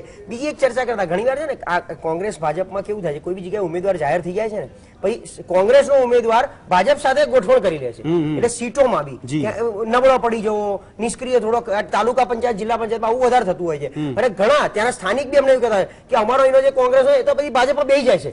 ટિકિટ એટલે ઇલેક્શન જાહેર થયા પછી તો ભાજપ વાળા જોડે ગોઠવણ કરી લે છે. જી. અને એ લોકો એવું માને કે ભાઈ સરકાર બનાવીએ, મંત્રી બન્યા પછી કઈક કૌભાંડમાં પકડાઈએ 2-5 કરોડ, એના કરતા અહીં એમના મળી જાય, આ ગોઠવણ કરી લો બિલકુલ, ને. yes. આ ટિકિટ વેચણીમાં આવું થાય જી, જી, છે. જી. અને આ ક્યાંય આવવાનું તો છે નહીં પેલી રીતે. ચોક્કસ. આ એકદમ ગ્રાઉન્ડની વાસ્તવિકતા. બિલકુલ, સંજયભાઈ, આ વાતને લઈને પણ એક સવાલ ઉભો થઈ રહ્યો છે કે ભલે આપે કીધું કે અમે આ વખતે અલગ પરિપ્રેક્ષમાં ટિકિટોની વહેંચણી કરી છે, ઘણી બધી બાબતોને ધ્યાનમાં રાખી છે, પણ એ શું ગેરંટી તમે ઉમેદવારો પાસે લીધી છે કે એ ટિકિટ પર ચૂંટણી જીત્યા બાદ કે ચૂંટણી જીતે છે, ભલે સત્તામાં આવે કે વિપક્ષમાં રહે, પણ કોંગ્રેસમાં રહ્યા પછી જો જીતેલો ઉમેદવાર છે એ જીત્યા પછી કોઈ ભાજપમાં નહીં જાય એવી કોઈ ગેરંટી પત્ર લીધું છે ઉમેદવાર પાસેથી? જો ભાઈ હવે જો ગેરંટી પત્ર તો એની શું એટલે મતદારોને ભરોસો નથી રહેતો નહીં, નહીં. કે કોંગ્રેસનો નેતા ટિકિટ પર જીતીને જતો રહેશે તો ભારતીય જનતા પાર્ટીમાં. એમાં એની લીગલ વેલિડિટી કેટલી, લીગલ વેલિડિટી કેટલી? ભાઈ જે લોકો કમિટમેન્ટના આઈડિયોલોજીના કાચા હતા એ જતા રહ્યા. અચ્છા. અમુક બિલાડીઓ હવે નથી એવી રહ્યા. અમુક બિલાડીઓ એવી હતી એમને ટોન્ડ મિલ્ક નતું ગમતું. અમુક બિલાડીઓ એવી હતી કે પનીરના માખણ ખાતી હતી, ઉંદરડા પકડતી નથી. તો આ હાઈ તો કોંગ્રેસ તમને હાઈકમાન્ડ 11 વખત ટિકિટ આપે અને તમારા દીકરાને કે તમારા જમાઈને ટિકિટ ના આપે એટલે કોંગ્રેસ તો ખરાબ? આવું કેમ, સંજય? તમારી આ પાસે difference- 8-8, 10-10 પેટ્રોલ પંપ આ હોય, difference કેમ તમે નથી દેખાતો? અબજોપતિ થાવ અને પછી તમે સામે જતા રહો તો એમાં શું કોંગ્રેસનો વાંક? પણ સંજયભાઈ, તો આ ડિફરન્સ કેમ દેખાય છે કે હાઈકમાન્ડ કે ગુજરાતના નેતાઓ કોંગ્રેસના એ આવા લોકોને ઓળખી નહીં શકતા? ભારતીય જનતા પાર્ટીમાં જો જેવા ઓળખે તરત એક્શન લેવામાં આવે છે, ટિકિટ નહીં આપવામાં આવતી એ લોકોને. અરે ભાઈ એવું કશું જ નથી. હા, હાર્દિકે કેટલા બધા વખાણ કર્યા હતા અમિતભાઈ માટે ને મોદી સાહેબ માટે. શું બોલ્યો તો? બિલકુલ. શું બોલ્યો તો? Visibility factor નહીં, દેખાય છે મેં ને પણ એ ભાજપને શબ્દ- તો. નહીં, visibility factor નહીં. હા, શું કામ એને ઉશ્કેરીને આનંદીબેન ને કઢાયા? બેન હમણાં એમ કહેતા હતા કોંગ્રેસમાં કેટલી મહિલાઓને ટિકિટ Lobbying એટલે આપ lobbying ની વાત, groupismની વાત નહીં, કરો નહીં. તો આનંદીબેન ને કોણે હાર્દિકને કોણે ઉશ્કેર્યો તો આનંદીબેન ને કઢાવવા માટે? કોંગ્રેસના આંતરિક પોલિટિક્સ ની વાત કરો છો, બીજેપીમાં શું ખેલ થાય છે એની પણ ચર્ચા કરો ને થોડી. એટલે મૂળ બાબત હરીફરીને ભાવનાબેન ગ્રુપિઝમ પર આવે જ છે. ભારતીય જનતા પાર્ટીમાં હવે ધીમે ધીમે ઉજાગર થઈ રહ્યું છે. ભાઈને હું પહેલા જવાબ આપી દઉં એમને જે ચર્ચા કરી એનો, કે ભારતીય જનતા પાર્ટીમાં બેનની જે વાત કરો છો આનંદીબેનની, ઠીક છે. એમને જે બદલવામાં આવ્યા એના પાછળનું કારણ એ અમારે ત્યાં જે Okay. એજ નો લિમિટ છે, જી, જી, જી. એ લિમિટને કારણે એમણે સ્વેચ્છાએ પોતે પોતાના જન્મદિવસ આવતા પહેલા રિઝાઇન કરી દીધું છે. એમને હટાવવામાં આવ્યા નથી, એમણે પોતે જ પોતાની જાતે પોતાની એજ લિમિટ ઠીક છે, એટલે એની પાછળ કોઈ રાજકારણ નહોતું. ના, કોઈ રાજકારણ Okay. નથી. બીજી વાત, બીજી આપે શું કીધું, એમણે એમના જ કાર્યકર્તાઓ જે ભારતીય જનતા પાર્ટીમાં આવેલા છે અત્યારે અને ભાજપના કાર્યકર્તા બન્યા છે, એમને બિલાડી ઉંદર જેવી શબ્દોથી એમણે નવાજ્યા. એટલે મને તો દુઃખ થાય છે કે કાર્યકર્તા કાર્ય કરતો હોય તો એને ભલે જ્યાં ગયેલો હોય Okay. એના માટે ઠીક છે, આવા ભાવનાબેન. શબ્દો વપરાય નહીં. Okay. બીજું ફંડની વાત કરીએ તો ભારતીય જનતા પાર્ટીમાં કોઈ દિવસ ઠીક છે ફંડ ભાવનાબેન, લેવામાં થોડુંક આવતું સમયની નથી. અવધિ નડી રહી છે. દર્શક મિત્રો, ઘણી બધી બાબતો અહીંયા દ્રષ્ટિકોણના ભાગરૂપે જોવા મળી રહી છે કે કોંગ્રેસ વર્ષોથી નબળી ગુજરાતમાં સાબિત થઈ રહી છે, એટલા માટે ભારતીય જનતા પાર્ટી સફળ સાબિત થઈ રહી છે. અમિત શાહ કે મોદીનો જાદુ એટલા માટે જોવા મળી રહ્યો છે કે કોંગ્રેસ નબળી કડી તરીકે જોવા મળી રહી છે અને આ વખતે કોંગ્રેસ કેવું કરે છે એ પણ જોવું રહ્યું. બીજી બાજુ આમ આદમી પાર્ટીનું પણ પરિબળ જોવા મળી રહ્યું છે. તો કોંગ્રેસની નબળાઈના ભાગરૂપે જ્યારે આ બધા સમીકરણો ઉભા થઈ રહ્યા છે, એવામાં હવે આ કોંગ્રેસ ફરીથી નબળામાંથી સબળી પાર્ટી થઈને ઉપસીને આવે છે કે કેમ તે પણ આ પરિણામમાં આપણને ખ્યાલ આવશે. તો આ ચર્ચાને લક્ષવેધમાં અહીંયા સમાપ્ત કરે છે. દર્શક મિત્રો, ફરી મળીશું લક્ષવેધમાં એક નવા વિષય પર ચર્ચા કરવા માટે. ત્યાં સુધી રજા આપશો. નમસ્કાર.